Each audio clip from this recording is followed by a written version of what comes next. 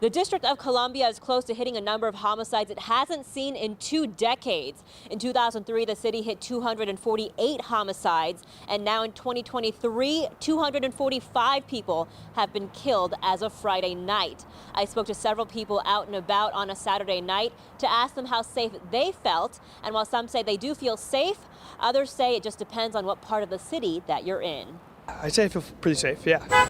Marshall Marks is a DMV native and has lived in Northwest D.C. for 3 years and loves it. I'm a huge fan of D.C. in the city, and I love where I live. So yeah, I'd definitely say yeah. Melanie Adrian is a longtime city resident, and her level of feeling secure and safe is in accordance with where she is and what time of day it is. There are days that don't feel safe, and it also depends the area, especially during the night. I do feel much safer when walking with friends or with a group of people. But if it's past 11 or 11:30, then yeah, I prefer not walking by myself down the street. Likewise, Victoria McCoy has experienced moments of uneasiness living in the U Street corridor. Overall, I think, there are times where I've been approached, and it's made me uncomfortable. This year alone, WUSA 9 has documented a number of deadly incidents, including 13-year-old Bernard Tony Jr., who was shot and killed during a carjacking last month, and 38-year-old Carlos Javier Blanco Fernandez, who was shot and killed Wednesday night.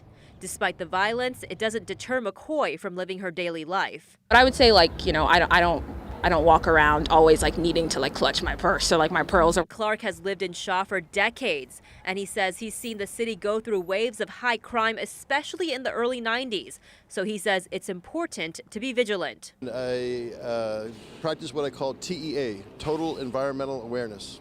So you're spatially aware, you're peripherally aware, you're spiritually aware. You're just sort of aware of your surroundings and where you are, what time it is, and staying away from areas that don't look safe or people that don't feel safe. A sentiment especially shared by the women we spoke to. It doesn't make you feel safe. It doesn't give you peace of mind, especially now, just walking around. Yeah.